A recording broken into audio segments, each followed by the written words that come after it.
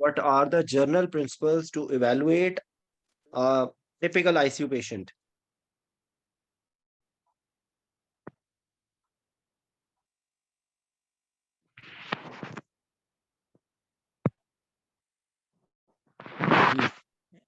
Anyone, please?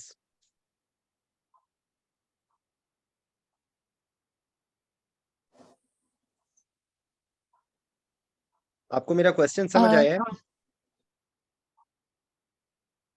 जी आयजा बोले। Sir इसमें यही होता है कि हम लोगों ने जो अपने टारगेट सेट किए होते हैं आईसीयू के, एक तो हम उनको एवेलुएट करते हैं। सर टारगेट्स में हमने जो पेशेंट का पीएच रखा होता है और जो PaO2 एबीजीज पे जो हमने टारगेट सेट किए होते हैं, उसके यूरिन आउटपुट एक सेकंड, सेट किया होता है। जरा एक जनरल ठंडे ठंडे दिमाग से बैठ के सोचें। आपने डायरेक्ट यूरिन पे पहुंच गई हैं। नहीं सर, एक जनरल हम पेशेंट का फिजिकल वो जो देखते हैं, जर्नल इवैल्यूएशन करते हैं, जर्नल उस भी पे आयजा जीसीएस कहाँ से देखते शुरू हैं। होना चाहिए?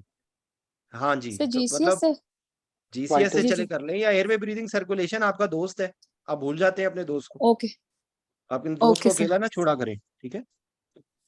ठीक है सर। जी इसमें हम उसकी अगर हम एयरवे पे जाएंगे तो हम अगर पेशेंट वेंटिलेटर पे है तो वेंटिलेटरी सेटिंग्स देखेंगे और उसको एडजस्ट करेंगे पेशेंट के अकॉर्डिंगली। और पेशेंट की एयरवे की हम वो जो अगर ट्यूब पास की हुई है तो ट्यूब की जो होती है सर जो ट्यूब की सक्शन वगैरह और उसकी केयर जो होती है उसको देखेंगे। और सर आपका एक सेकंड, अगर आप एयरवे को ही देखें तो एयरवे में जी सौदा सर किस चीज पर हो रहा होता है? बिजनेस क्या हो रहा होता है कि आप कितनी FiO2 दे रहे हैं और जी कितनी सर आप और कितना उसको PO2 मिल रहा है। ये बिजनेस एंड होता है ना आईसीयू में, जी जी सर ठीक है? एक ये बिजनेस एंड होता है और दूसरा बिजनेस एंड ये है कि जरूरी नहीं है कि पेशेंट वेंटिलेटर पे ही हो। आईसीयू के जी का सर वो नेसेसरली ये क्वेश्चन मैं इसलिए पूछ रहा हूँ, आप लोगों को ये क्वेश्चन बहुत अजीब लगेगा। मेरे से ये FCPS पार्ट 2 जो मेरा पास हुआ था उस दफा, मेरे से ये वाइवे में सवाल पूछा गया था, how to assess the cardiovascular system of a patient in ICU. Can you believe this? This is not written in any book, I can guarantee you. This is somehow written in ICU update, anaesthesia update 2012। Anaesthesia update 2012 के अंदर शुरू के अंदर ही systemic approach to an ICU patient लिखा हुआ है। उन्होंने उसमें से ये क्वेश्चन बनाया था मोस्ट प्रोबेबली। मैं क्योंकि कभी किसी एक किताब को कोट नहीं करता, मेरे हिसाब से एक आईसीयू का डॉक्टर अगर एक आईसीयू के पेशेंट को एवेलुएट नहीं कर सकता तो उसको आईसीयू में एंटर होने का हक ही नहीं पहुंचता ना।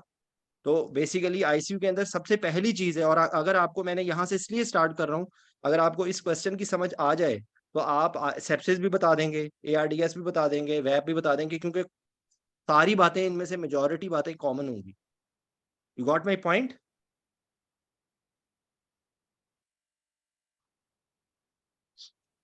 जी, खामोशी हो गई है, यस सर खामोशी हो गई। अब थोड़ा सा जरा दोबारा से सोचें कि अगर आप रिस्पायरेशन का आपने नाम पहले लिया है तो जरा रिस्पायरेशन को जी एक मिनट गौहर, आप CVS के लिए रेडी रहो।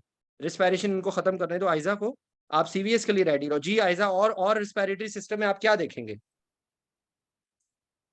आपने एबीजीज बता दिया, आपको मैंने FiO2 और PO2 बता दिया, ठीक है?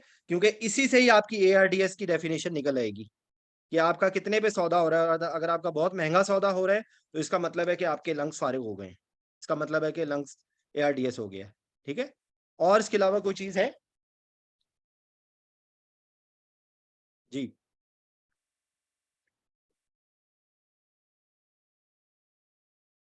आई थिंक वो डिस्कनेक्ट हो गई हैं। जी चले गौहर, आप शुरू कर दें, यहीं से कंटिन्यू। सर मेरे ख्याल में अगर किसी को जनरलाइज पेशेंट किसी आईसीयू का देखने के लिए इवैल्यूएट करने रेस्पिरेटरी के लिए सिस्टम, कहा गया है तो जी जी respiratory system. Okay. First of all, I will go with the biodata of the patient, name, age, and then I will look for the presenting illness. वो किस चीज के साथ हमारे पास आया है, either आपकी आवाज चली गई है। डे उसका कौन सा है, उसकी अभी कॉम्प्लिकेशंस क्या है, उसको कोमोबिडिटीज क्या क्या चल रही हैं। उसके बाद मूविंग फर्दर हम उसकी वेंटिलेटर के ऊपर है या वेंटिलेटर के ऊपर नहीं है। अगर वेंटिलेटर के ऊपर है तो हम उसमें 4-5 चीजें देखेंगे। Start with the mode of respiration, उसके बाद उसका respiratory rate, tidal volume, FiO2, P padded है या नहीं, प्रेशर सपोर्ट मोड है या नहीं। उसके बाद उसका अगर वेंट के ऊपर उसका डे कौन सा है, उसके बाद हम उसकी वेंट से मूविंग फर्दर हम उसकी वाइटल्स देखेंगे कि उसके वाइटल जो है वो करंटली क्या चल रहे हैं और ओवर द टाइम पीरियड क्या फ्लक्चुएशंस रही हैं उनके अंदर, उसके अंदर हीमोडायनामिक स्टेबिलिटी उसके अंदर क्या है क्या नहीं है। Then we will move toward the patient examination. Either हमारे पास हमने सीवीएस देखना है या रेस्पिरेटरी देखना है, हम पेशेंट का खुद एक दफा एग्जामिनेशन करेंगे क्योंकि बुक आईसीयू की भी ये कहती है कि no monitor can substitute for a vigilant anaesthetist. तो हम पेशेंट को प्रॉपर एग्जामिनेशन करेंगे, उसका head to toe respiratory system को देखना है तो उसको एग्जामिनेशन करेंगे। सेकेंडरी नहीं नहीं, रेस्पिरेटरी सिस्टम में हम ट्यूब देखेंगे, ट्यूब इसमें की लेंथ देखेंगे। ऑब्जेक्टिवली बताएं ना, आप जनरलाइज बात बता रही हैं। ऑब्जेक्टिवली रेस्पिरेटरी अच्छा, सिस्टम में जैसे मैंने आपको एक लफ्ज मैंने बोला था, ठीक है। FiO2 और ओके, पीप। उसके अलावा आपने अभी ओके, तक की जो बातें बताई हैं, पीप बताई है आपने, ठीक है। आपने उसके अलावा जी सर, रेस्पिरेटरी डिस्ट्रेस बताएं, आप रेस्पिरेटरी ठीक पैटर्न है, बताएं, आप पेशेंट वेंटिलेटर, अगर आप वेंटिलेटर में ही है पेशेंट, तो वेंटिलेटर पेशेंट ठीक स्टैटिंग है। स्टैकिंग नहीं होती। सर होती है, उसमें हम मोड के अंदर ये बात डिस्कस कर लेंगे कि किस मोड के ऊपर है पेशेंट ना। पेशेंट हम्म, वॉल्यूम कंट्रोल के ऊपर भी हो सकता है, पेशेंट SIMV मोड के ऊपर भी हो सकता है, असिस्टेड कंट्रोल के ऊपर भी हो सकता है। तो उस लिहाज से हम देखेंगे कि पेशेंट को आपने जो है वो मोड कौन सा इसको रखा इसको हुआ है। आप ना वेंटिलेटर को आप दो हिस्सों में डिवाइड कर सकते हैं मेनली, कि या तो वो वीनिंग मोड होगा या वो सपोर्टिव मोड होगा, ठीक है। यानी कि अभी आप उसको वेंटिलेट कर रहे हैं या आप उसको वीनिंग मोड पे है, ठीक है। ठीक है, इन दोनों में से कोई एक ही होगी ना, यानी कि यू आर जी सर, इधर you are not able to wean off, या वीनिंग मोड में है। तो वीनिंग मोड में वो आपका SIM भी आ गया और प्रेशर सपोर्ट भी आ गया, ठीक है। ठीक है सर। और सर फर्दर हम फिर उसके अंदर जो है उसकी पेशेंट की ETT देखेंगे।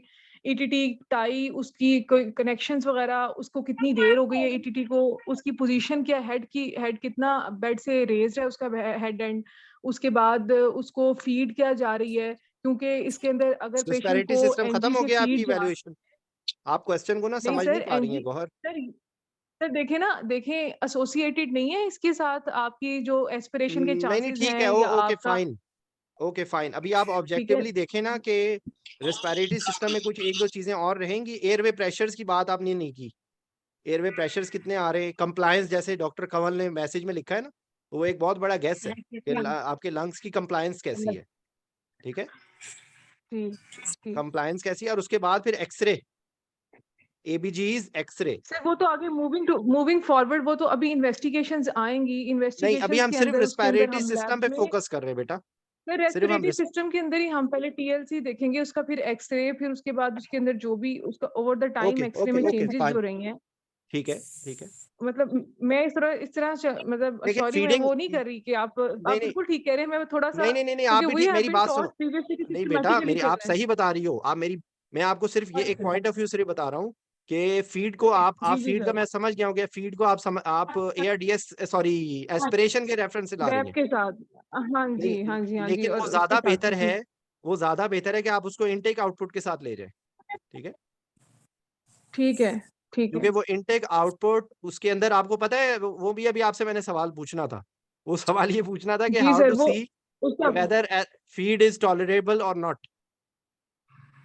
सर उसमें फिर हम देख लेते हैं कि 4 आवर्स के बाद जो रेजिडुअल वॉल्यूम है गैस्ट्रिक, वो अगर आपके पास 250 ml से ज्यादा है तो फीड जो है वो पेशेंट के अंदर आपको प्रोकाइनेटिक्स वगैरह ऐड करने चाहिए और साथ में फीड को आपको इसको ऑब्जर्व करना चाहिए और हेड अप करवा के रखना वो चाहिए। कैसे करना है, वो सक्शन ट्यूब लगा के खींच के देख रहे हैं 250 ml आ रहा है कि नहीं, या कोई और भी तरीका है? सर ये मुझे तरीका नहीं पता, ये मुझे वाकई नहीं पता क्योंकि मैंने सिर्फ आईसीयू में ये पढ़ा है कि रेजिडुअल वॉल्यूम इतना रहता है और प्रोकाइनेटिक्स ऐड करते हैं। एनीवन, या प्लीज गाइड एनीवन कर दें एल्स, सर। एनी आइडिया इसके अंदर के रेजिडुअल स्टमक के अंदर वॉल्यूम देखने का कोई तरीका होता है? सर कोई फोकस एक वो है, 4 आवरली चेक करते हैं ना सर। नहीं नहीं, फोकस पॉइंट भाई, ऑफ ये केयर फोकस आपको अल्ट्रासाउंड। पता है, आपको पता है तो बगैर डरे हुए बताओ, ठीक है। कि ओके सर। अगर आपके पास एक्सपर्टीज अवेलेबल हो तो आप अल्ट्रासाउंड को के जरिए गैस्ट्रिक रेजिडुअल वॉल्यूम को मेजर कर सकते हैं, ठीक है। जी सर। और आपने जो रेस्पिरेटरी सिस्टम में बताया है, तो आप लंग्स के अल्ट्रासाउंड की भी नाम लें बगैर डरे हुए, कोई आपको फेल नहीं करेगा इस बात पे, ठीक है। ये क्योंकि ठीक है, ये चीजें किताबों में नहीं लिखी हुई हैं, इसलिए आप लोगों को पता भी है लेकिन आप लोग उसकी तरफ तवज्जो नहीं देते। ये अव्वल तो ये कि ये ठीक। क्वेश्चन आप लोगों के लिए बिल्कुल ही हैरानकुन क्वेश्चन है क्योंकि ये आमतौर पे नहीं पूछा जाता। मैंने ये क्वेश्चन एक ही दफ़ा अपने ही साथ देखा है, मैंने और किसी के से ये क्वेश्चन नहीं सुना। हो सकता है बाद में किसी से पूछा है या नहीं पूछा, लेकिन यकीन करें कि ये आईसीयू की पूरी वो है, एक वो बल्क है। आप समझ लें कि ये आईसीयू का चंक है। तो इसमें भी आपको जी अगर सर। आप आंसर ये देंगी ना कि आप लाइन्स पे ना जाएँ, आप ये जाएँ कि in modern era there is a way to assess the patient in ICU with the help of point of care ultrasound, in which they can measure the gastric residual volume. They can measure the just by a one like 1 minute focused ultrasound. They can see whether the lungs are wet or no. ठीक है? और okay. Any consolidation, उसमें consolidation का भी पता चल जाता है। उसके अंदर जो है वो जो कोई भी अगर चेंज, मैं I am not expert, I am not actually, by the way मैंने तो 2014 के बाद कभी आईसीयू नहीं किया, तो इसलिए मैं तो, मेरी बातें तो बहुत सारी हैं, लेकिन जाहिर बात है वो पढ़ाई के साथ इन टच रहने की वजह से ये चीज़ों का पता है। I don't know how to do lung ultrasound, I don't know how to do stomach residual volume, लेकिन बहरहाल वो है तो आप उसको बोलें, ठीक है? तो आपने जो रिस्पिरेटरी सिस्टम में बताया है, जिस तरतीब, देखें तरतीब कोई भी हो सकती है, आपने सिर्फ ये है कि ज़्यादा टाइम ना लें। कोशिश ये करें, क्योंकि देखें फिर वही घूम फिर के बात आएगी कि आपके पास लिमिटेड टाइम है, ठीक है? तो अगर आप उसको जो जुमला बोलते हैं ना, दरिया को कूज़े में बंद करने की कोशिश करें, तो उसका फ़ायदा ये होगा कि फ़ोकस्ड वर्ड्स में आपके पास आपकी कोई चीज़ इम्पोर्टेंट मिस नहीं होगी। तरीका कोई भी हो सकता है। इसमें there are so many things, so many ways. आप बिल्कुल सही बता रही हैं, आप बिल्कुल गलत नहीं बता रही, ठीक है? आगे चलें, शाबाश। सर इसमें उसके बाद अब हम लैब्स देख लेंगे। लैब्स के अंदर हम सीबीसी पेशेंट का देखेंगे, ओवर द टाइम टीएलसी उसकी देखेंगे कि टीएलसी का ट्रेंड क्या है टीएलसी का। उसके अलावा हम लोग इसके अंदर पेशेंट के सीरम इलेक्ट्रोलाइट्स और आरएफटीज भी देखेंगे, और उसके अलावा हम पेशेंट का इनटेक आउटपुट रिकॉर्ड देखेंगे साथ में।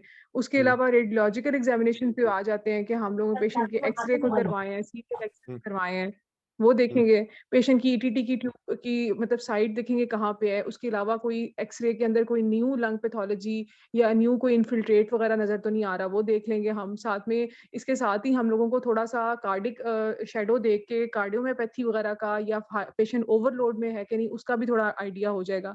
मीनवाइल हम पेशेंट को सीवीपी लाइन पास है तो वो भी देखेंगे कि उसका सीवीपी प्रेशर जो है वो कितना है। Sorry I have to mention it before, वो मुझे पहले कर देना चाहिए था। उसके अलावा फिर लास्ट पे हम उसका जो मेडिकेशन उसको जा रही है, एनाल्जेसिया, सेडेशन, अच्छा, पैरालिसिस उसको एक क्या मिनट, जा रहा है, थ्रोम्बोप्रोफाइलेक्सिस क्या जा रहा है। यूरिन आउटपुट के रेफरेंस से ना, मैं एक सिर्फ पॉइंट आउट आपको मैं बता दूं कि ये बहुत एक अच्छा पॉइंट है। ये वैसे आप लोगों की तरतीब के लिए मैं बता रहा हूँ।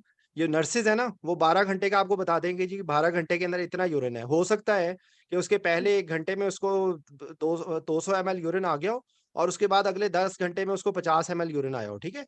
तो actually it should be hourly monitoring, ठीक है?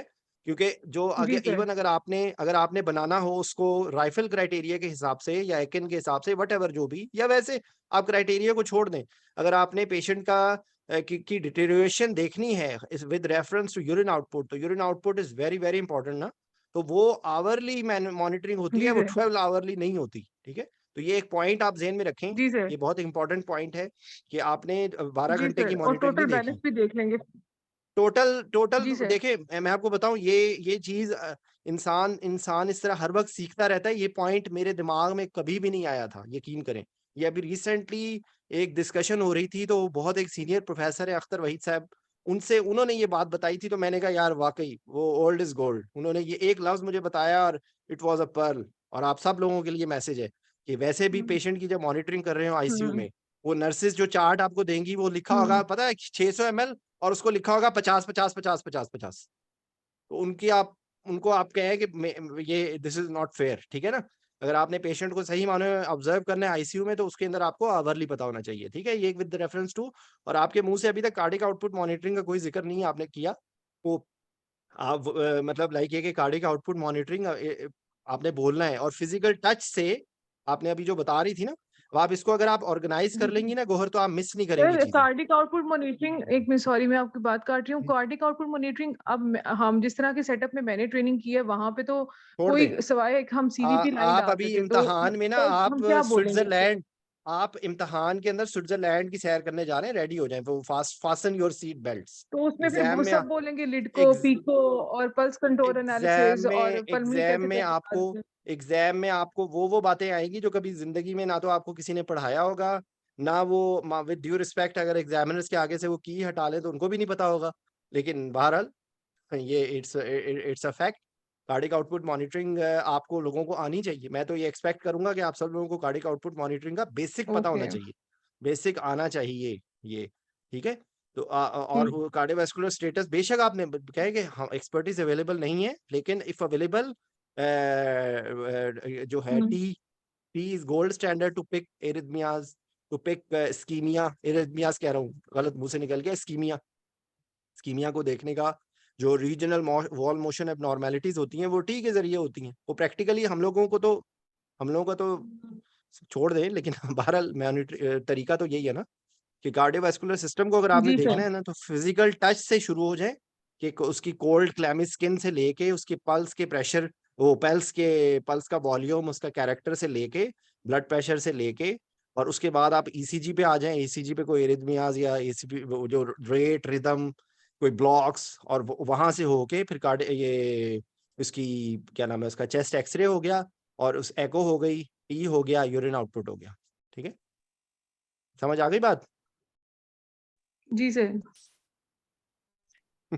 किताबों से बाहर निकले तो कितना मजा आता है ना, इंसान के दिमाग की दही बनती है। ठीक है, अच्छा बस उसके इसके बाद अलावा सर मेडिकेशन देखेंगे उसको।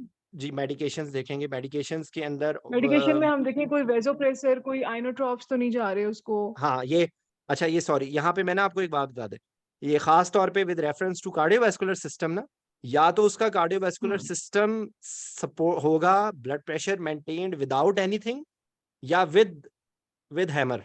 तो ये वेजो कंस्ट्रिक्टर, आइनोट्रोप्स और हैमर। ठीक है, तो आपने ठीक जब है भी सर। बताना है वहां पर तो उनसे देखना है कि जो भी इसकी स्टेटस है, इज इट स्पॉन्टेनियस और इज इट विद सपोर्ट। इसी तरीके से आप जो भी बताएंगे ना पैरामीटर्स के, रिस्पिरेटरी पैरामीटर्स, हमने देखा कि वो रिस्पिरेशन उसका पैटर्न कैसा है, उसके रिदम कैसा है, उसकी सॉरी रिदम कह रहा हूँ, उसका रेट कैसा है, उसका रिदम कैसा, उसकी पैटर्न कैसा है, उसमें एयरवे प्रेशर्स कैसे हैं, वो सारा कुछ with addition of high FiO2 and PEEP, और विद लो रिस्पिरेटरी सेटिंग्स। ठीक है, तो ये दो चीजें आ गई। इसी तरीके से आपने इनटेक आउटपुट का जो लफ्ज बोला है, तो उसको भी आप थोड़ा सा एलैबोरेट कर सकते हैं कि इनटेक आउटपुट जो है वो उसका आईवी कितना है, ओरल कितना है, उसकी गट साउंड्स हैं कि नहीं है, उसकी जो रेजिडुअल एस्पिरेशन तो नहीं आ रही, और उसका यूरिन सही आ रहा है, उसकी ड्रेन्स तो नहीं आ रही। Intake output is an open term ना, उसके अंदर सारी चीजें आएंगी। जी सर। उसकी कोई ड्रेन डली हुई है जी तो वो सर। भी आउटपुट है। उसका उसका जो है उसको अगर जी सर। फॉर एग्जांपल उसको फीवर हो रहा है, तो फीवर की वजह से उसका एक्सेसिव लॉस हो रहा है, वो आपको नजर नहीं आ रहा, लेकिन आपने उस पर काउंट करना है ना।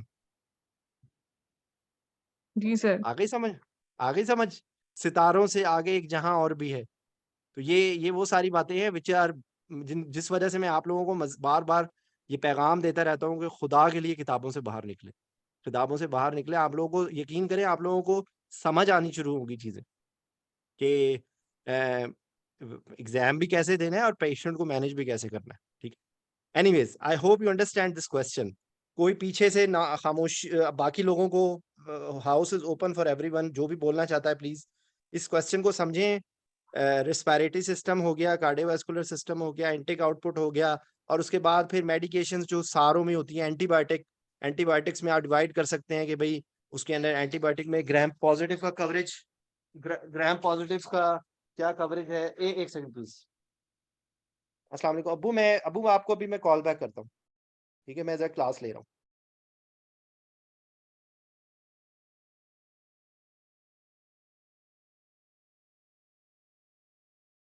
जी सॉरी। तो एंटीबायोटिक्स में आप बता सकते हैं कि एंटीबायोटिक्स उसको ग्राम पॉजिटिव है, ग्राम नेगेटिव है, उसके एंटीबायोटिक्स का जो है वो cultures, with reference to culture आप बता सकते हैं एंटीबायोटिक्स का ना। ठीक है, थ्रोम्बोप्रोफाइलैक्सिस भी इसके अंदर उसको क्या जा रहा है, हाँ वो अल्सर उसका एक प्रोफाइलैक्सिस फार्मूला है क्या वो जा जो कि रहा है। मुझे भूल जाता है। ग्लूकोज फास्ट किसी हग ने सर, फास्ट हग। फास्ट हग, ठीक है, फीडिंग एस्पिरेशन भी Analgesia. आ जाएगा इसमें, सॉरी एस्पिरेशन प्रोफाइलैक्सिस भी आ जाएगा, एनाल्जीजिया भी आ जाएगा, सिडेशन भी आ जाएगा, और हीमोडायनामिक्स Thromboprophylaxis. भी आ जाएंगे, और अल्सर प्रोफाइलैक्सिस भी आ जाएगा, ग्लाइसेमिक कंट्रोल भी आ जाएगा। ठीक है, अब आप ये देखें कि ये सारी चीजें मैंने आपको जो बताई हैं, ये जो हम डिस्कस कर रहे हैं, यकीन करें यही सारी चीजें सेप्सिस है, यही सारी चीजें सेप्सिस की मैनेजमेंट है। इसके अलावा उसके सवाल वही 2-3 रह जाएंगे कि भाई सेप्सिस होता क्या है, सेप्सिस का वो क्राइटेरिया क्या होता है, सर्वाइविंग सेप्सिस कैंपेन के रेफरेंस से जो क्या नाम है उसका, वो एक नया उन्होंने सीआर वो जो है SIRS स्कोर बना दिया है। वो पहले SIRS खाली होता था, उसको उन्होंने SIRS स्कोर बना दिया है, तो वो आपको आना चाहिए। SIRS स्कोर है, या फिर वो जो उसकी सीवियर सेप्सिस क्या होता है, सेप्टिक शॉक क्या होता है, वो डेफिनेशंस हैं जो आपको, तो बेसिक आंसर के अंदर वेंटिलेटर एसोसिएटेड नमूनिया है अगर मिसाल के तौर पे, तो what is ventilator associated pneumonia, can anyone define it? जी निम्रा या रुतबा, कोई और जो एग्जाम कैंडिडेट्स हैं प्लीज बोलें। लोहानी साहब भी आ गए हैं, लोहानी साहब आप बता दें वैप क्या होता है? Sir, ये जी inflammatory रुताबा, condition of sir lungs, which is, एक मिनट उनको बोलने दे। जी जी जी जी रुताबा बोले। sir, VAP is inflammatory conditions of the lung that is secondary to bacteria, viral or fungal infection within 48 hours of institution of mechanical ventilation. बस खत्म हो गई definition. जी लोहानी साहब आप ऐड कर दें आप। Sir, infection of the lung after 48 hours of mechanical ventilation started or the end of mechanical ventilation is called ji ventilator-associated pneumonia. ठीक है, मतलब इसमें आपने आधी बात बताई है रुताबा। जो दूसरी बात है कि ये सिसेशन आपने वेंटिलेशन की थी, अब आपने सिसेट कर दिया, उसके भी विद इन फ्यू आवर्स अगर डेवलप हो रहा है जी सर। तो that will also be according to definition will be ventilator associated pneumonia. ठीक है, क्या रिस्क फैक्टर्स जी होते हैं, sir. What are risk factors in which patients there will be more chances to develop VAP?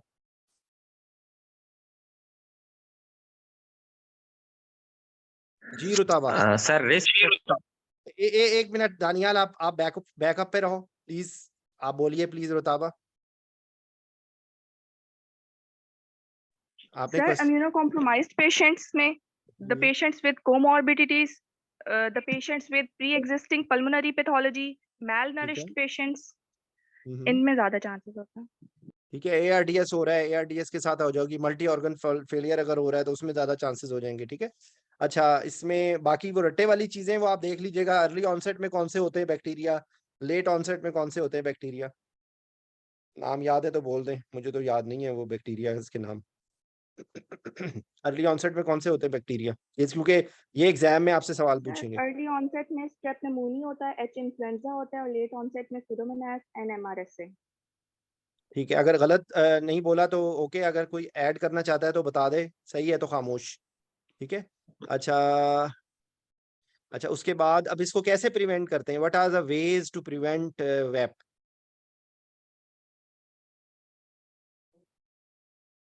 जी sir basic hygiene maintain करते हैं ICU के अंदर, हैंड वॉशिंग होती है और क्रॉस इन्फेक्शंस को अवॉइड करते हैं, और जो बेसिकली इसकी पैथोजेनेसिस में होता है कि micro aspiration and macro aspiration, micro aspiration around the tube ETT जो है उसको प्रिवेंट करना, उसके लिए हमें prevention of aspiration related to ETT, ठीक है, वो करनी होती है, उसके लिए वो सक्शन क्या करनी होती होती है? है हमें, सब प्लॉटिक। सर हमें ना जी जी जो ठीक है, सब ETT ग्लॉटिक या हो गई। कफ के अराउंड, जी जी सर, सब ग्लॉटिक ड्रेन या सक्शन हमें करनी होती है, इसलिए अर्ली वीनिंग से भी ये प्रिवेंट होती है।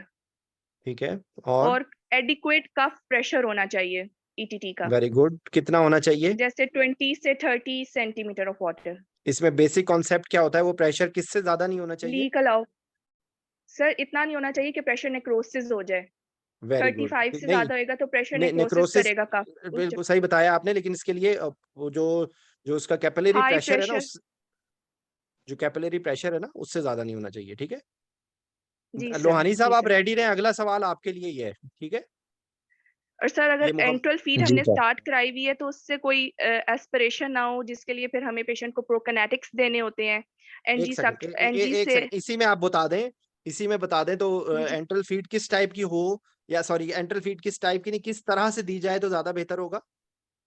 सर, हेड अप पोजीशन होगी पेशेंट की, और यूज ऑफ प्रोकिनेटिक्स, उससे पहले एस्पिरेट करें सर, नहीं बेटा, बोलिसिस में ना दें पेशेंट को। बोलिसिस में ना दें, जी जी इन्फ्यूजन में दें, ठीक है? जी जी सर। इन्फ्यूजन में दें। ये अच्छा देखें, अब ये आप साथ साथ आपकी करेक्ट, आपने बोला है, आपको याद है, कोशिश करें कि इसको तोते की तरह वहां बोलना है कि एग्जामिनर जब जी सवाल सर। पूछे, क्योंकि ये सवाल आपसे आईसीयू का कोई भी क्वेश्चन आएगा ना, तो उसके अंदर तकरीबन चांसेस होंगे कि आपका ये कहीं ना कहीं से, बेशक सेप्सिस के अंदर भी बताना पड़ जाएगा, वैप में भी बताना पड़ जी जाएगा, ठीक है? तो ये आप इसको प्रैक्टिस कर लेंगे, बहुत इंपॉर्टेंट सर, क्वेश्चन है, सर ठीक है? पोस्ट पाइलोरिक फीड भी दे सकते हैं अगर जिस पेशेंट्स में एस्पिरेशन के ज्यादा चांसेस हैं।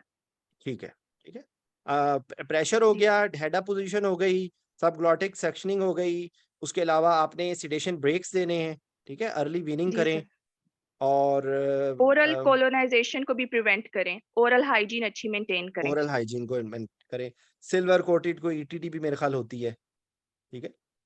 जी और बस तो देखें, ये आपने जो अभी बताई है, इसके अंदर अलावा एक क्वेश्चन और है, वो अब मुझे याद आ गया, उसके क्राइटेरिया पढ़ लीजिएगा, ठीक है?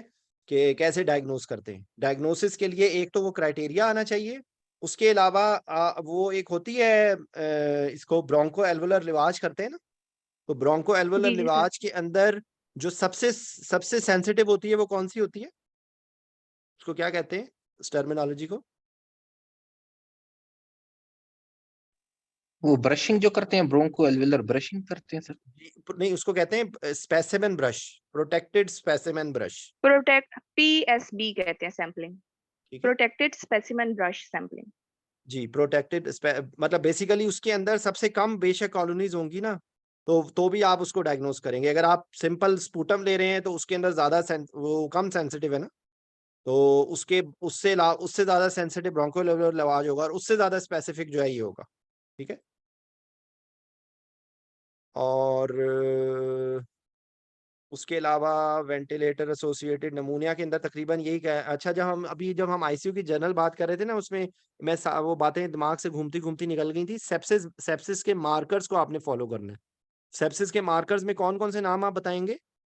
ये उस दिन भी हम लोगों ने डिस्कस किया था जी। सेप्सिस मार्कर, सेप्सिस के आप प्रोग्नोसिस को किस तरह फॉलो कर रहे होते हैं? सर लैक्टेट देखते हैं और उसमें सी और रिएक्टिव प्रोटीन देखते हैं और WBC काउंट, और WBC काउंट देखते हैं। ठीक है? और प्रो कैल्सिटोनिन, ठीक है? Progress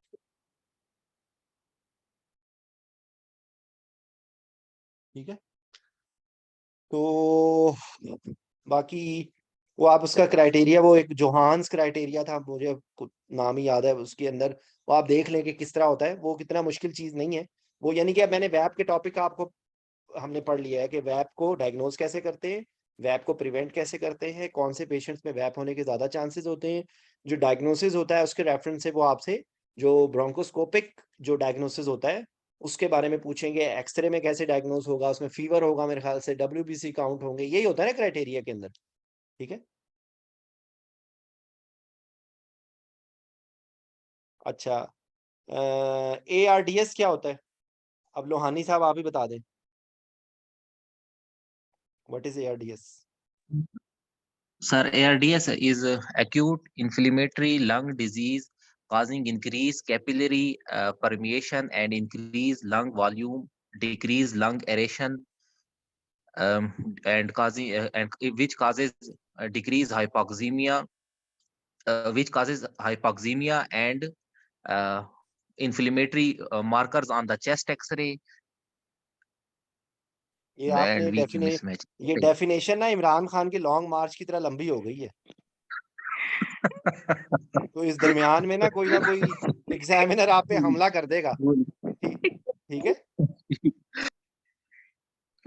So basically, it is acute diffuse inflammatory lung disease, which is characterized by increased pulmonary capillary permeability, and that results in results in hypoxia, VQ mismatch and decreased lung compliance. नहीं, लेकिन ARDS की अब आप लोगों ने जो बताया है ना, ये तो इन्फ्लेमेटरी कंडीशन, सर, आप उसकी acute पैथोलॉजी diffuse- बता रहे हैं, आप उसकी पैथोलॉजी बता रहे हैं, उसके सर अंदर ये कुछ बर्लिन और होता है। डेफिनेशन है न्यू।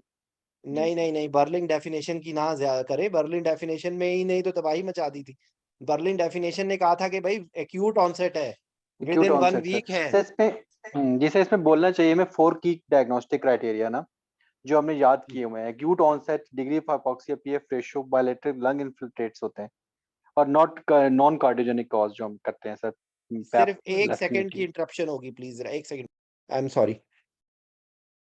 ठीक है, तो आपने उसका एक्यूट ऑनसेट होता है, उसकी lung newly develop in lung infiltrates होते हैं, ठीक है।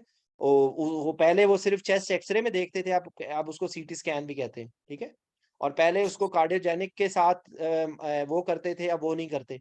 और फिर रिजल्टिंग इन ये जो आपने बताया ना आप दोनों ने, और लोहानी साहब तो दरमियान में गुम हो गए, तो एक्चुअली उसका वो मकसद वो आपने जो बताया वो पैथोलॉजी है, वो पैथोजेनेसिस ऑफ ARDS है, ठीक है।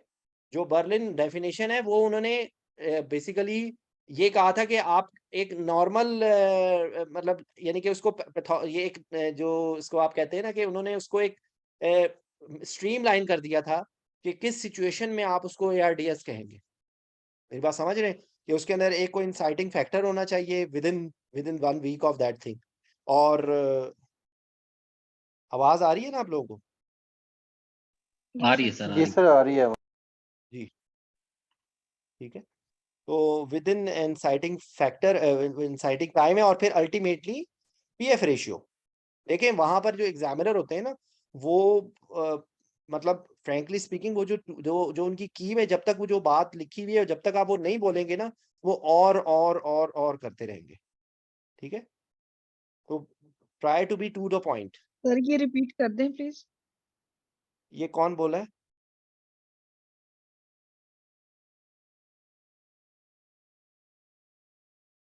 ये कौन, किसने सवाल पूछा था? ये मैंने पूछा था सर। डॉक्टर हुमैरा, इस वक्त आपको तो बोलने की इजाजत ही नहीं है, आप सिर्फ लिख के सवाल पूछ सर सकती हैं। सिर्फ मैंने कहा रिपीट कर दे की नहीं, मैं क्वेश्चन है। रिपीट तो बिल्कुल, आपका जो क्वेश्चन होता है ना वो इतना जबरदस्त होता है कि मुझे परेशानी शुरू हो जाती है। टाइमिंग होती है, चेस्ट इमेजिंग होती है, एडिमा को पहले कार्डियोवैस्कुलर का करते थे, अब उसको उन्होंने खत्म कर दिया है। और ऑक्सीजनेशन पीएफ रेशियो, ठीक है। पीएफ रेशियो कितना आप FiO2 दे रहे हैं और उस पर कितना PO2 आ रहा है, ठीक है। वो 100 है, 200 है, 300 है, mild, moderate, severe. Less than 100 है तो वो सीवियर है, और इस तरह, ठीक है। I hope you understand. अच्छा, उसके बाद जो आपको भी समझ आ गया ना, रुताबा और कौन बोल रहा था उस जी वक्त? सर लोहानी साहब, आपको भी समझ आ गया ना?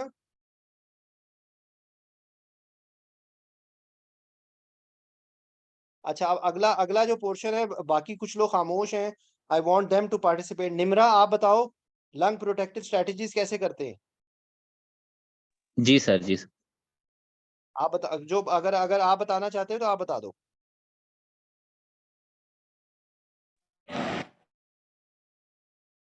जी निम्रा। कि हम किस पर्पस के लिए पेशेंट के लिए सिलेक्ट कर रहे हैं। हेलो जी, ARDS के रेफरेंस से। ARDS में जो लंग प्रोटेक्टिव स्ट्रेटजीज होती हैं वो कैसे करते हैं? सर, आवाज आ रही है? जी जी, अब आ रही है। जी सर, डिपेंड करता है कि हमारी जो कॉज है ना वो कौन सी डिजीज है, ऑब्स्ट्रक्टिव है या रिस्ट्रिक्टिव पैटर्न है डिजीज का। ARDS अगर जैसे नहीं, ARDS में ARDS सर सबसे पहले टाइडल वॉल्यूम हमने कम रखना है, 6 ml पर kg के हिसाब से रखना है। हमने जो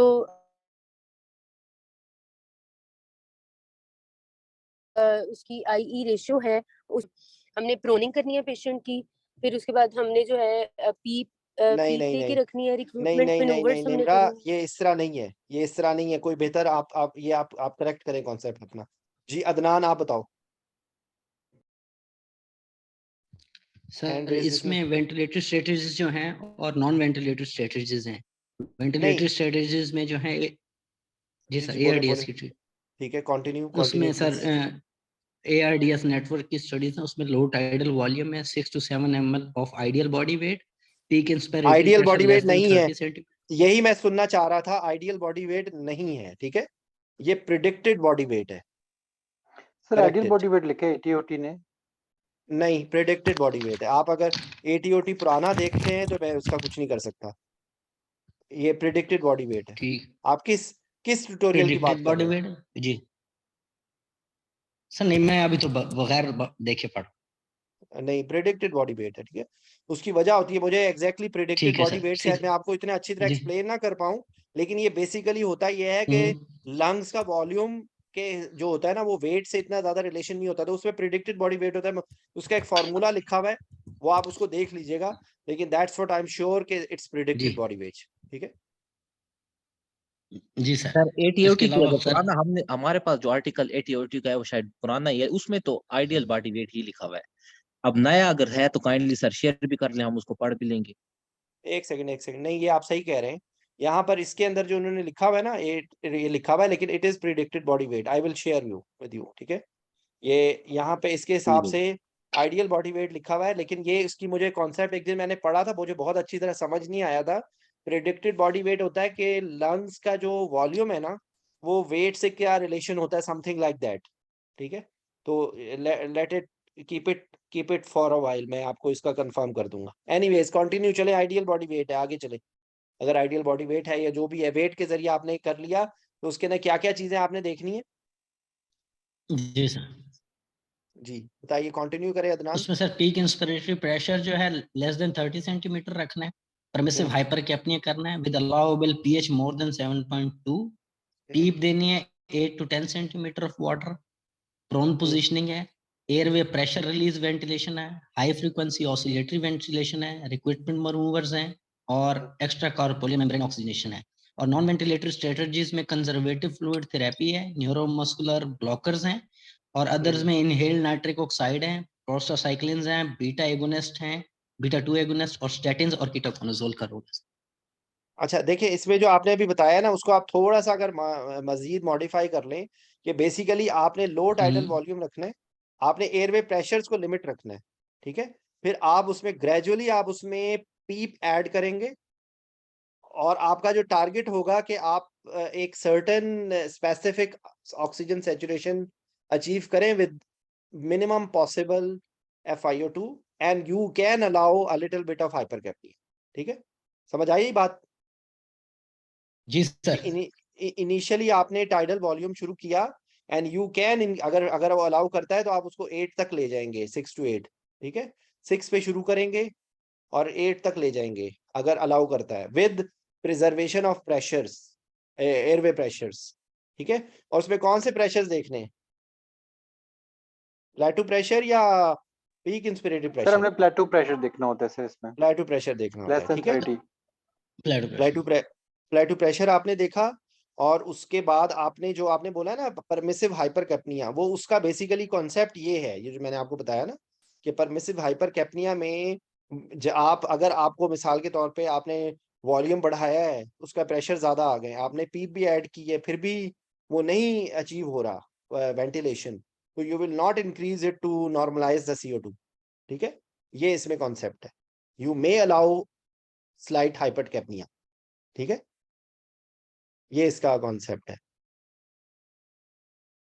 sir hypercapnia till the pH is 7.2 more than 7.2 हाँ मतलब आपने pH को टाइट्रेट करना है SpO2 को आपने 90 से ऊपर तक लेके जाना है and in that way you may allow to have a slightly higher CO2 if it is not getting the जो आपके टारगेट्स हैं वो अचीव अगर नहीं हो रहे ठीक है तो बाकी जो आपने बताई हैं चीजें उनमें से ना प्रोन पोजीशनिंग याद रखें प्रोन में बोले इंटरमिटेंट प्रोनिंग ठीक है ये एक खाली प्रोन में नहीं करना होता उसको वापस इंटरमिटेंट प्रोनिंग होती है ठीक है और जो उसके अलावा इसके अंदर क्या आपको मसल रिलैक्सेंट्स देने चाहिए इस कंडीशन के अंदर ARDS के रेफरेंस से देने चाहिए सर अगर देने आपको चाहिए वो वैसे पेशेंट सर वैसे अगर वेंट से फाइट कर रहा है या टाइडल वॉल्यूम अचीव नहीं हो रहा, फिर हम न्यूरोमस्कुलर ब्लॉकर्स यूज करते हाँ हैं। मतलब लाइक ये कि वैसे नॉर्मली कहा जाता है ना कि इट्स अ प्रिकर्सर फॉर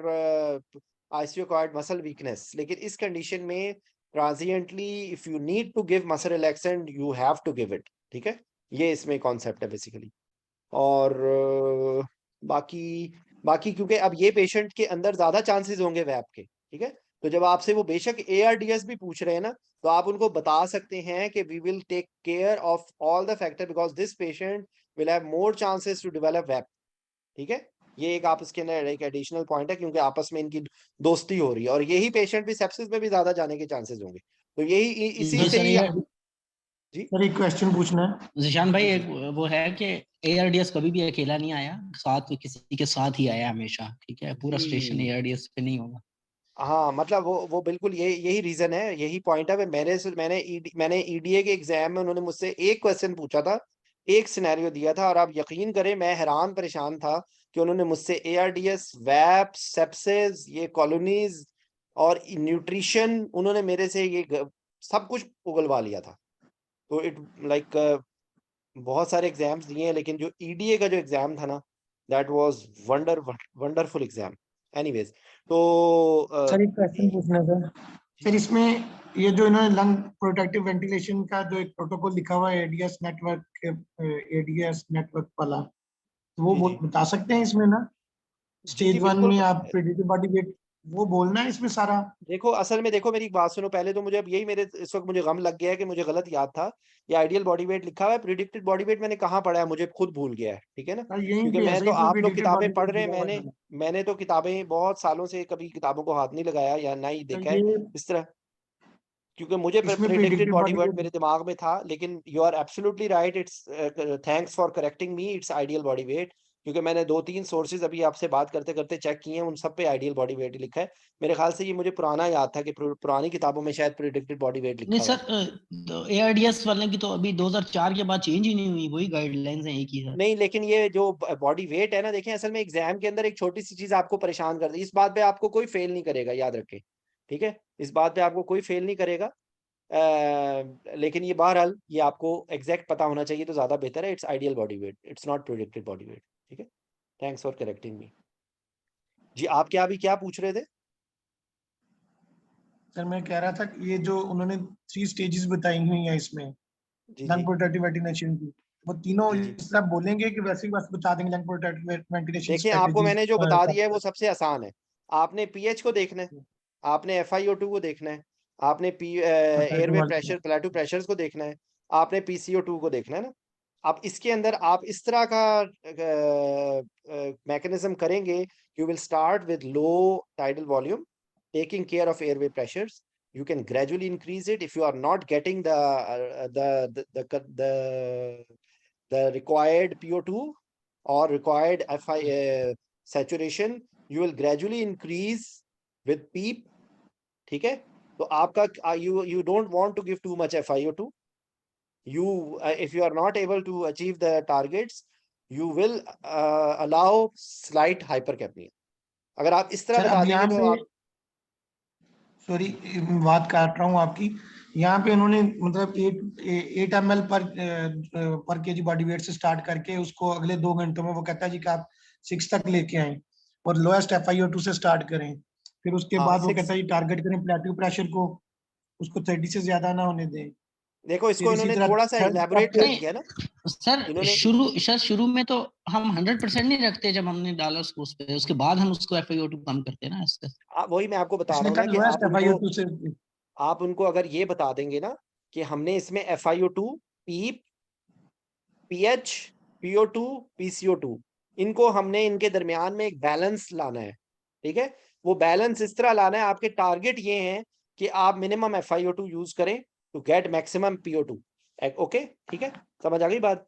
क्यों और उसके अंदर अगर आपको हेल्प मिलेगी पीप से, ठीक है, और आप यानी कि ये नहीं होगा आप 100% FiO2 देके अगर आपको PO2 अचीव हो रहा है या सैचुरेशन उसकी मेंटेन 100% आपने कर दी है, तो that you are ultimately damaging the lungs, ठीक है, क्योंकि ऑक्सीजन फ्री रेडिकल्स अगर आप हाई FiO2 दे रहे हैं तो एक्चुअली उसको ऑक्सीजन फ्री रेडिकल्स आ रहे हैं और अल्टीमेटली उसको प्रॉब्लम हो रही है। ठीक है, तो देखें वहां पर इतना टाइम ही नहीं होगा। फिर मैं रिपीट कर रहा हूँ, 5 मिनट में मुझे बताएं आप कितना कुछ बता देंगे। 5 मिनट में उन्होंने आपसे सवाल पूछना है, तो वो आपसे कितना कुछ पूछ लेंगे। वो ज्यादा से ज्यादा आपसे पूछ सकते हैं स्टीरॉइड्स का क्या रोल है, एंटीबायोटिक्स का क्या रोल है, आपने फ्लूइड कैसे देना है, ठीक है, नाइट्रिक ऑक्साइड का क्या रोल है, और जो इसमें एक अल्टीमेटली अगर सब कुछ ये फेल हो जाए तो कौन सी स्ट्रेटेजी यूज करनी पड़ेगी जान बचाने के लिए? एक्मो। एक्मो।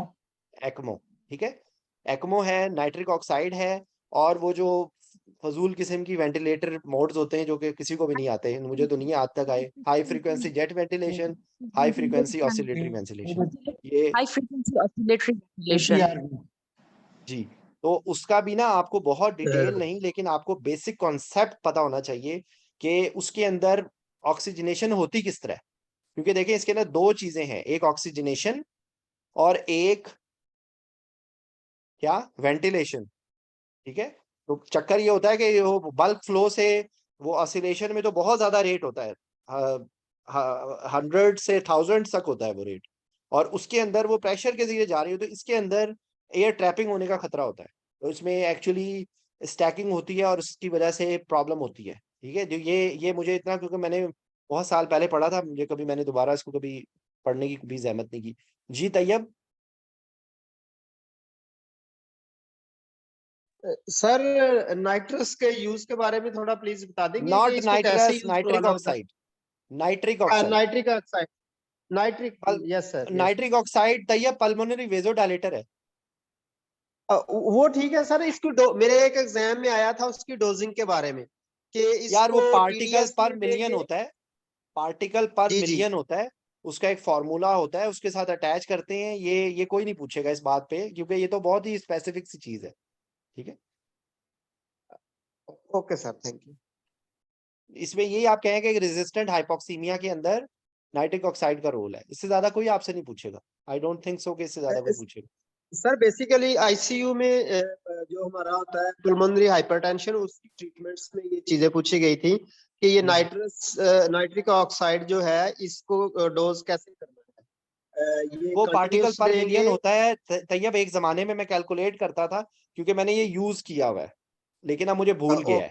वो कोई समथिंग उसके ना फ्लो के जरिए होता है, उसके अंदर आप इतने पे खोल दो, उसका डायल होता है, आप उसको कैलकुलेट करते हैं और उतने पे डायल खोल देते हैं। ठीक है, और एक्चुअली कितनी देर के लिए सर देते थे आप? यार मैंने एक्चुअली ये क्योंकि नाइट्रिक ऑक्साइड का ना आईसीयू के अंदर तो रोल होता ही होता है, इसको डायग्नोस्टिक पर्पसेस के लिए यूज किया जाता है पल्मोनरी कैथ में। जो बच्चे होते हैं ना साइनोटिक हार्ट डिजीज वाले, तो उसके अंदर वो नाइट्रिक ऑक्साइड दे के उसकी रिस्पॉन्स देखते हैं कि क्या रिवर्सिबल है या रिवर्सिबल है। ठीक है, ठीक हो। तो वो एक्चुअली उसके अंदर वो एयर पे होता है और उसके साथ नाइट्रिक ऑक्साइड दे रहे होते हैं। मैं उसका बहुत ज्यादा एक्सपर्ट नहीं हूँ उस चीज का, इससे इस बात पे कोई फेल नहीं कर सकता क्योंकि पाकिस्तान में तो कहीं अवेलेबल ही नहीं है। आई डोंट थिंक सो कि पाकिस्तान में किसी हॉस्पिटल में, शायद ही किसी हॉस्पिटल में नाइट्रिक ऑक्साइड अवेलेबल हो। ठीक है, तो एक्मो के बारे में ओके सर, एक्मो के और एंड पे जाके एक्मो का जिक्र आ जाएगा। ठीक है जी। उसके बाद सेप्सिस है। ठीक है, क्योंकि देखिए एआरडीएस में जो वो सवाल पूछेंगे, एआरडीएस क्या होता है, एआरडीएस की पैथोजेनेसिस क्या होती है, एआरडीएस को कैसे आप प्रिवेंट कर सकते हैं, एआरडीएस के अंदर जो है वो आपने वेंटिलेटर की स्ट्रेटजीज कैसे करनी है, एआरडीएस के अंदर स्टीरॉइड्स का क्या रोल है, फ्लूइड आपने जुडिशियस देना है, आपने स्टीरॉइड्स का फाइब्रोप्रोलिफरेटिव जो लेट स्टेज होती है उसके अंदर रोल होती है फाइब्रोसिस से बचाने के लिए।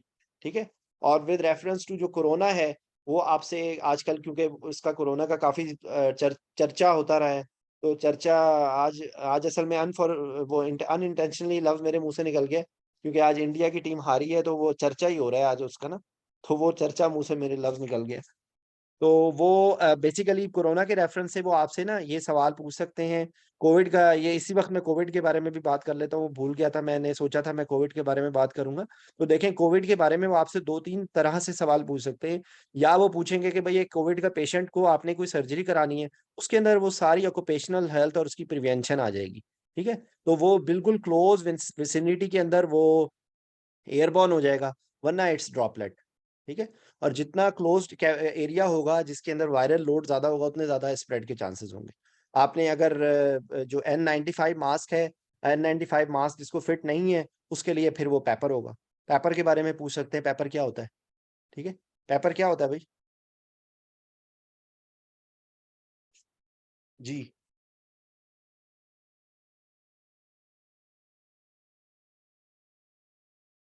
What is paper? अब खामोशी हो गई है।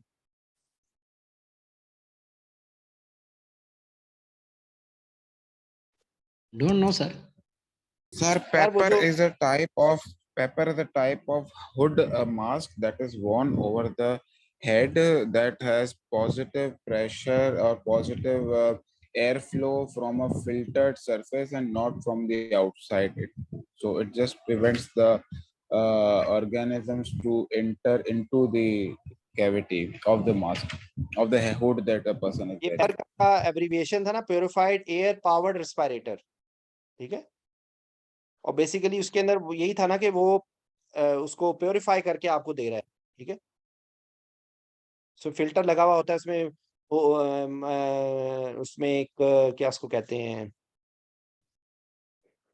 जो उसमें फिल्टर होते हैं। ठीक है, और वो पीछे से उसके सक्शन हो रही होती है और उसके बाद उसको प्योरीफाई कर, मुझे एग्जैक्टली नहीं पता, लेकिन ये आपको किसी को आता है तो बता दे। इससे ज्यादा कोविड के रेफरेंस से वो आपसे ये पेपर के बारे में पूछ सकते हैं, इन एडिशन टू जो आपकी जो उसकी क्या कहते हैं, डोनिंग एंड डोफिंग, क्या लफ्ज होता है उसका?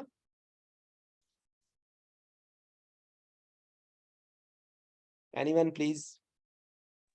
Dawning yes and sir, doffing यही जो है। है डॉनिंग एंड डॉफिंग। डोनिंग एंड डोफिंग, ठीक है। और ये पेपर और हाई फ्लो नेजल कैनुला। ठीक है, हाई फ्लो नेजल कैनुला को क्या उसका वर्किंग प्रिंसिपल होता है, किस तरह यूज करते हैं उसको?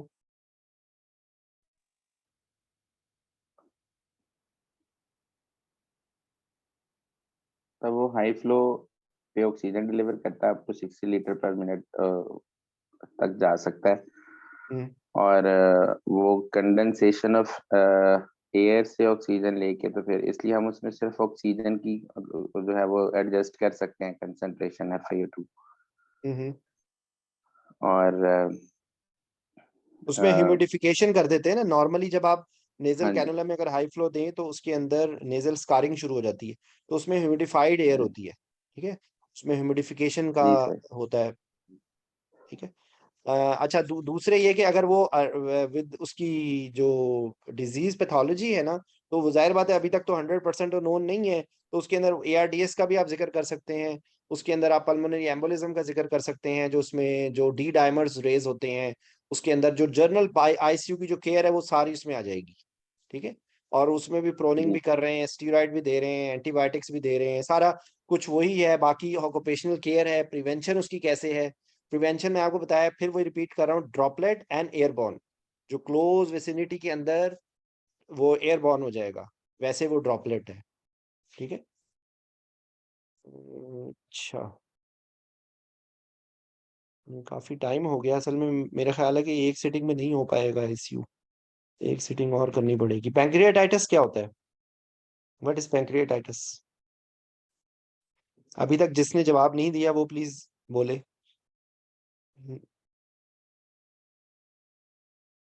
जी वासिब, अभी तक आप नहीं बोले।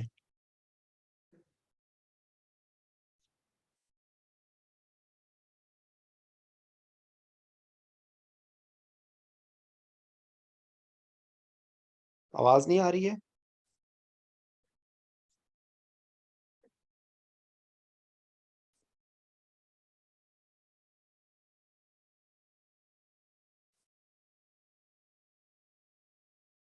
क्या आवाज नहीं आ रही है आप लोगों को?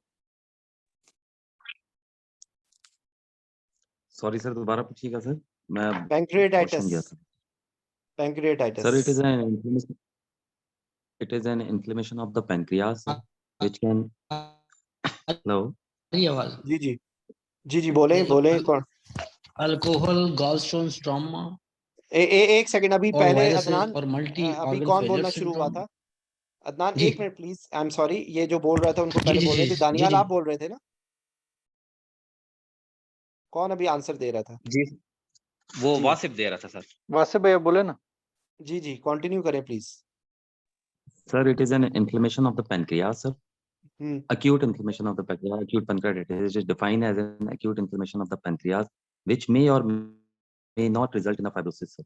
And causes of the pancreas are hypercalcemia, sir, alcoholic, causes neopo. में So etiology, sir. हाइपरकैल्स Yes, sir. नहीं, ये तो नहीं होता। Hypo Alcohol, alcohol, sir. Cholelithiasis, sir. Alcohol हो गई, Neoplasm, गैलस्टोन हो गया।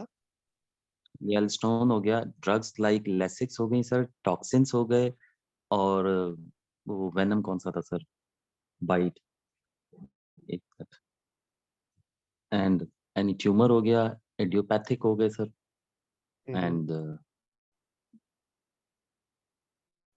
कोली ट्रोमैटिक हो गया। और से ड्रग, ट्रॉमेटिक हो गया सर, ईआरसीपी हो गया सर, अच्छा ये अभी मैंने एंड इसको खोला है इसका ना, इसमें असल असल में पता है यही प्रॉब्लम होती है। मैं क्या करूं, आप लोगों को स्क्रीन शेयर करूं। ये प्रॉब्लम इसमें पता है क्या होती है, कई दफा अब मैं ये यकीन करें, ये मैं पहली दफा देख रहा हूँ कि हाइपर कैल्सीमिया भी, आप सही बोल रहे हैं, लेकिन हाइपर कैल्सीमिया में किस तरह पैंक्रेटाइटिस होता है भाई? तो सर इसलिए मोस्ट कोशिश कॉमन करें। कॉजिंग तो अल्कोहल एंड सर गैलस्टोन है, हाँ तो फॉलोड बाय इसलिए ना ईआरसीपी बोलना। है सर। देखो अगर लीस्ट आप कॉजेज मेरी में बात ये सुनो, हाइपरकैल्सीमिया भी आ जाता है देखो सर। यही मैं आपको बताऊं कि ट्रॉमा अगर आप सबसे इन्फेक्शन जो पहले मम्स की वजह से हम अगर स्कॉर्पियन बाइट, आप जो सबसे लीस्ट पहले वाले बोल ये है सर। जाओगे ना, अगर आप सबसे पहले देखो सिर्फ नंबर 50 रीजन बताने के बजाय आप 5-6 वो याद करो कि जो फिर इसमें सर इम्पोर्टेंट है। आवाज आ रही है सर? हेलो जी जी आपकी आवाज बीच में कट रही है। मैं ये कह रहा हूँ कि ज्यादा इम्पोर्टेंट जो है ना वो बोले, ठीक है?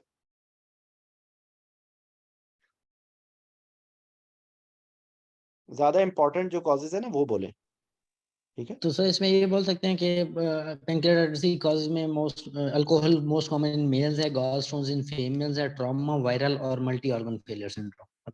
मतलब बेसिकली वहां पे लिवर में अगर कोई प्रॉब्लम होगी, जो विसिनिटी में एरियाज है ना, बिलियरी ट्रैक के अंदर कोई प्रॉब्लम होगी तो पैंक्रेटाइटिस हो सकता है। एज पार्ट ऑफ एआरडीएस के अंदर भी पैंक्रेटाइटिस हो सकता है, ठीक है?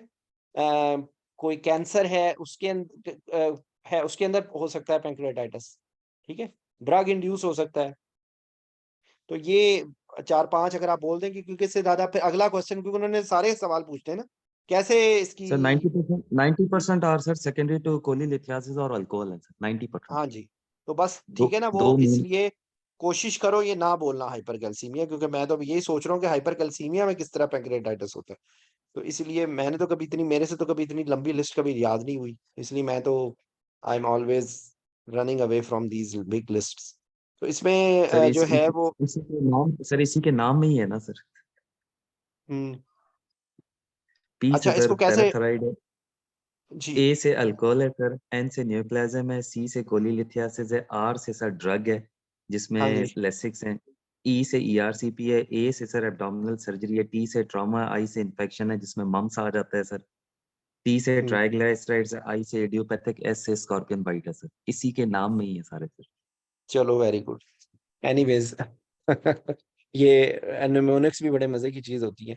वहाँ कई दफा बंदे को निमोनिक ये भूल जाता है निमोनिक है किस चीज का, है निमोनिक ये किसी चीज का, लेकिन है किस चीज का ये भी वहां पे आपको ना ये भी भूल सकता है, इसलिए ध्यान रखना। अच्छा एनीवेज पैंक्रेटाइटिस को किस तरह। सर हाँ हाइपोथर्मिया भी लिखा हुआ है इसमें। हाइपोथर्मिया। बहरहाल यार मैं आई एम सॉरी, क्योंकि देखो जिस जमाने में मैंने पढ़ा उस जमाने में ये आर्टिकल्स तो हमें मैंने तो ये बाद में जब एफसीआई वगैरह किया है तो तब इन आर्टिकल्स को कुछ देखा है वहां पे, क्योंकि आईसीयू थोड़ा सा सेपरेट हो जाता है। तो वहां पे क्योंकि इस तरह के क्वेश्चंस नहीं आते कि आपको 10 कॉजेज बतानी हो, तो मैंने कभी बॉदर ही नहीं किया इतनी सारी। ये तो मैं अभी देख के परेशान हो गया हूँ, ये यहाँ पे वो चीजें नजर आ रही हैं, बिछड़े हुए दोस्त नजर आ गए हैं पता नहीं कहाँ से। अच्छा अगला सवाल वो आपसे पूछेंगे, पैंक्रेटाइटिस को कैसे डायग्नोज करते हैं?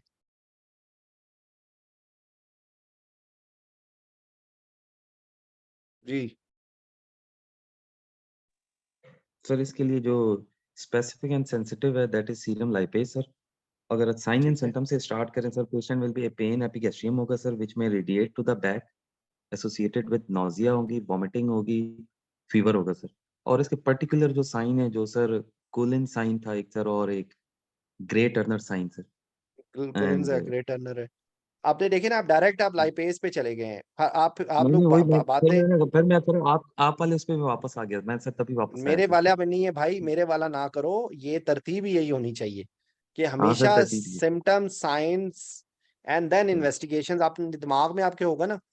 और अभी आपने, सर मैं तो एक्सपेक्ट करा था आप सबसे पहले बोलेंगे कि रेंसन क्राइटेरिया होता है। रेंसन क्राइटेरिया सर क्या होता है बाय द वे? सर मैं वो तो इस वक्त सिवेरिटी एग्जाम ऑफ दे रहा हूँ। पैंक्रियाटाइटिस के लिए होते हैं ना सर। जी जी। सर डायग्नोसिस आपने पूछा है, तो डायग्नोसिस में तो सर जिस तरह सर वासिफ कह रहे थे एमाइलेज लाइपेज और वो जो हमारी सीटी है नहीं, उस पे देखो करेंगे फिर भी सर। एक सेकंड, एमाइलेज लाइपेज जितने भी एंजाइम्स है ना, उससे पहले आपको फिर भी डायग्नोस में क्लिनिकल डायग्नोसिस है ये क्लिनिकल जरूरी नहीं होता। डायग्नोसिस हिस्ट्री में बिल्कुल। ठीक है, क्लिनिकल सीवियर पेन इसके अंदर होती है, एपिगैस्ट्रिक पेन पैंक्रियाटाइटिस का सबसे पहली चीज है। उसके सर बाद आप सडन देखो ऑनसेट तरतीब, आप अपनी तरतीब कभी खराब ना करो। ठीक है, तरतीब में हमेशा आप रखोगे ना, अगर आपके दिमाग के अंदर कंप्यूटर इस तरह का चलेगा ना, तो आप कभी भी एग्जाम के, एग्जामिनर आपको किताबों के रटे नहीं सुनना चाह रहे। एग्जामिनर देखते हैं कि ये क्या अच्छा क्लिनिशियन है, क्या ये मरीज को क्लिनिकली, और आप प्रैक्टिकली भी यार हम इसी तरह ही करते हैं। ठीक है, ये तो एग्जाम में जाके पता नहीं आप लोगों को क्या हो जाता है कि वहां पर किताब के रट्टे ही सुनाने का दिल कर रहा होता है।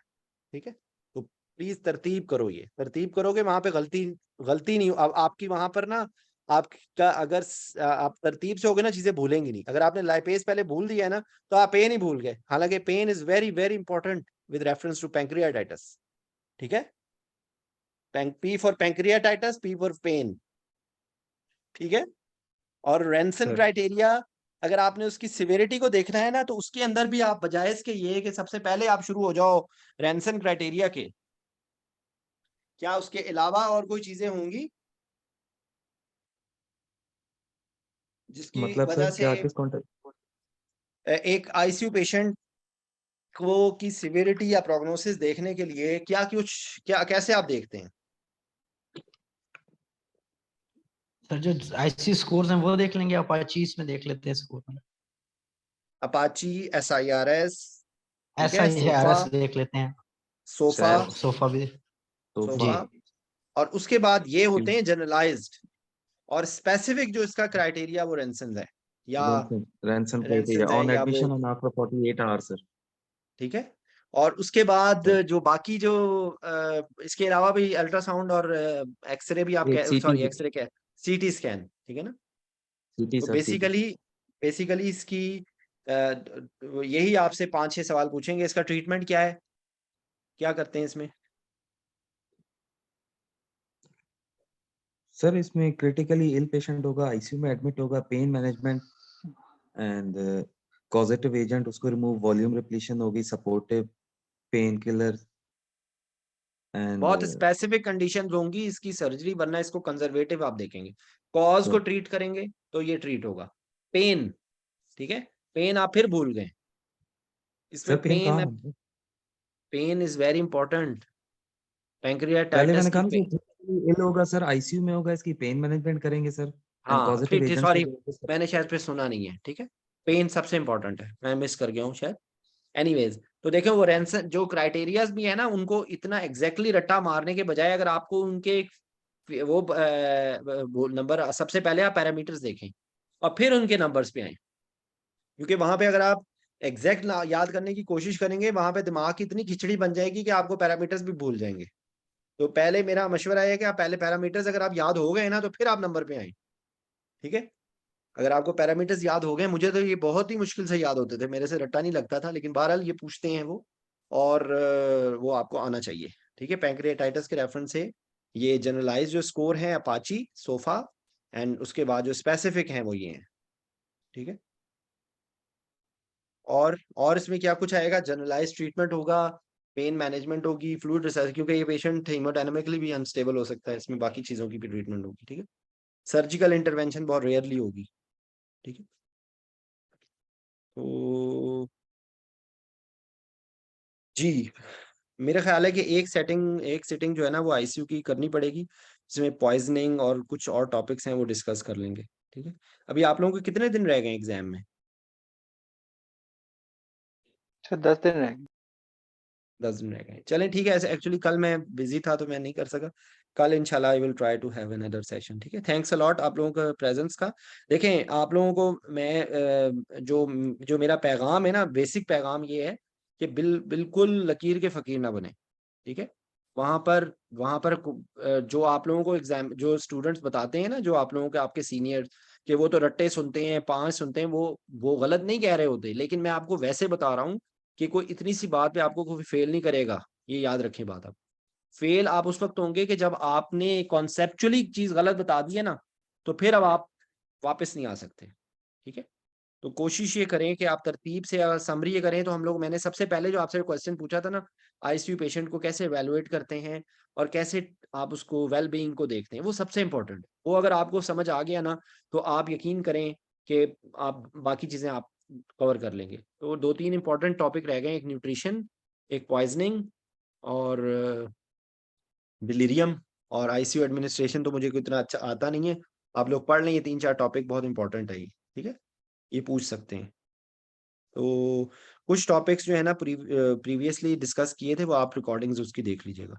ठीक है, तो इंशाल्लाह कल फिर देखेंगे। ओके, अस्सलाम वालेकुम। जज़ाकल्लाह।